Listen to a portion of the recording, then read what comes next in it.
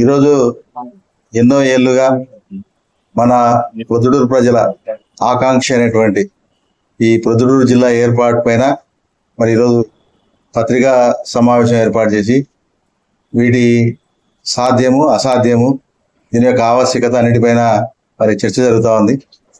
దీంట్లో మొదటగా ప్రొద్దుటూరు స్వభావ సిద్ధంగా సహజ సిద్ధంగా జిల్లా యొక్క అర్హతలు ఏనాడో సంతరించుకుంది.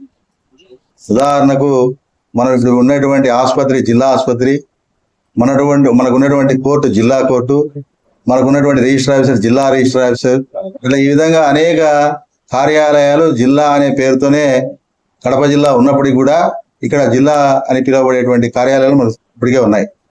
అయితే గతంలో ఏనాటి నుంచో ఆనాటి నుంచి కూడా ఆదాయపరంగా ప్రొద్దుటూరు సింహభాగం ఈ జిల్లాకు.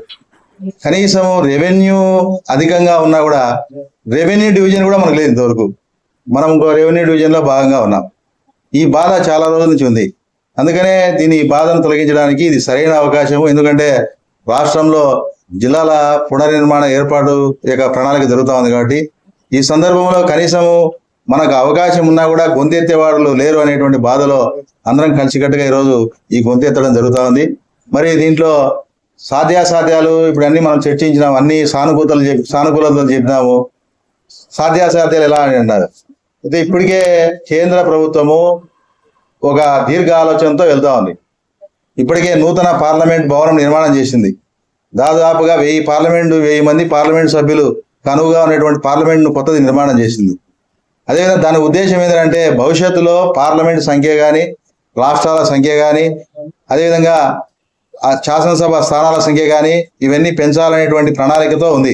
ఇది జనగణన తర్వాత మరి ఈ జిల్లాల పునర్నిర్మాణము, అదేవిధంగా పార్లమెంట్ అసెంబ్లీల పునర్నిర్మాణ కార్యక్రమాన్ని చేపడతారు కాబట్టి ఈ సందర్భంగా మరి మన వనం శర్మ గారు సాధ్యాసాధ్యాలు ఎలా అని చెప్పినారు.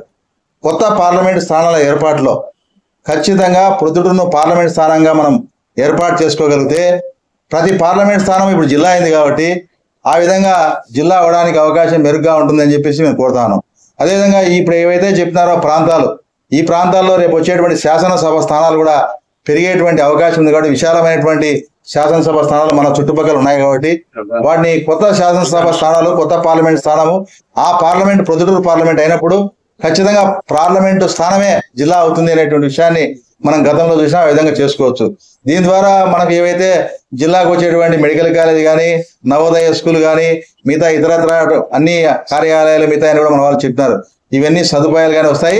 రెండోది ప్రజల్లో మనము జిల్లా అనేటువంటి జిల్లా తప్ప పేరు తప్ప మిగతా జిల్లా అనేటువంటి భావనలో ఆ యొక్క పరిస్థితిలో మనం ఉన్నాం కాబట్టి అప్పుడు మనం దీనికోసం ప్రభుత్వం కూడా ఆలోచిస్తుంది, వాళ్ళ యొక్క ఆకాంక్ష నెరవేరుద్దామని చెప్పి చూస్తుంది. అయితే ఇది ఏదో ఊరికేనే ప్రభుత్వం మనకి ఇవ్వదు కాబట్టి ఖచ్చితంగా మనం అందరం కలిసికట్టుగా గలమెత్తాలా.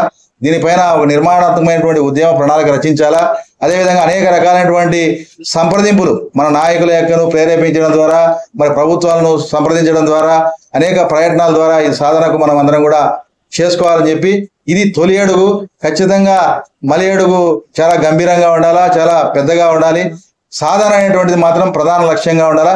సాధించేంత వరకు విశ్రమించకుండా ఒక బృహత్తరమైనటువంటి ప్రణాళికతో మనం ముందుకెళ్తేనే ఇది సాధ్యమవుతుందని, దానికోసం మనం అందరం కలిసికట్టుగా పాటుపడాలని మనస్ఫూర్తిగా మిమ్మల్ని విజ్ఞప్తి చేస్తాను.